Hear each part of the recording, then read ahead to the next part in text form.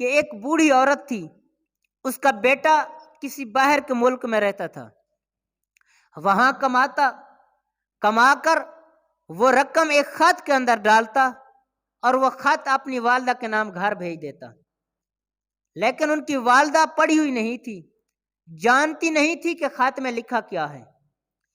تو جب وہ خط اس کے پاس آتا تو وہ خط کو اٹھاتی کہ یہ میرے بیٹے کی طرف سے آیا ہے، آنکھوں سے لگاتی، اسے چوم کر سینے سے لگا کے ایک جگہ پہ رکھ دیتی۔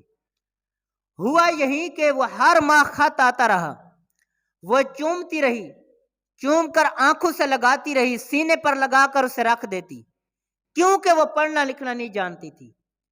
آخر یہ ہوا کہ جتنے پیسے اس کے پاس تھے وہ سب ختم ہو گئے، اب کھانے پینے کے لیے کچھ بھی باقی نہیں تھا۔ بھوک اور پیاس کی وجہ سے وہ اس دنیا سے چل بسی۔ جب علاقے والے آئے، اس کے بیٹے کو خبر ہوئی تو وہ آیا، آ کر جب دیکھا تو یہ پتہ چلا کہ وہ عورت، وہ بوڑھی مائی لاغر ہو چکی تھی نہ کھانے پینے کی وجہ سے، حالانکہ بیٹا اسے رقم بھیجتا رہا تھا، وہ اسے چوم کر رکھ دیتی تھی، پڑھ بھی نہیں سکتی تھی کہ اس کے اندر لکھا ہوا کیا ہے۔ تو یہ پتہ چلا کہ جو پڑھ لکھ نہیں سکتی تھی، صرف چومتی رہی، اس کو دیکھتی رہی، سینے سے لگاتی رہی، تو پھر وہ بھوک اور پیاس کی وجہ سے مر گئی۔ تو آج ہمارا بھی حال یہی ہے کہ ہم قرآن کو چوم تو لیتے ہیں، سینے سے بھی لگا لیتے ہیں، آنکھوں سے بھی لگا لیتے ہیں، لیکن یہ پڑھتے تو ہیں، لفظی طور پر یہ نہیں سمجھتے کہ قرآن کہہ کیا رہا ہے۔ یہ تو زندگی کے اسلوب بتا رہا تھا کہ تم نے ایسے زندگی گزارنی ہے، تم نے ایسے ایسے کام کرنے ہیں، پھر دنیا میں رسوا نہیں ہوگے۔ یہ تو قرآن ہمیں بتا رہا تھا، لیکن ہم نے قرآن کو پڑھا بھی صحیح تو لفظی طور پر پڑھ دیا۔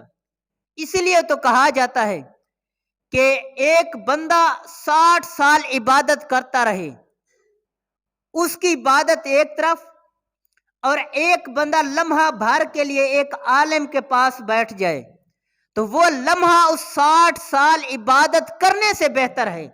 وجہ کیا ہے؟ عبادت کرنے والا بھی رب کا بندہ ہے، یہ عالم بھی تو رب کا بندہ ہے، آخر یہ مقام اس کے پاس بیٹھنے سے کیوں ملا؟ کیونکہ وہ قرآن کو بھی جانتا ہے، وہ حدیث کو بھی جانتا ہے، وہ یہ جانتا ہے کہ قرآن کیا کہتا ہے، یہ وہ جانتا ہے کہ حدیث کیا کہتی ہے، وہ کوئی نہ کوئی مسئلہ بتا دیتا ہے، اس مسئلے کے اندر بندے کی رہنمائی ہو جاتی ہے۔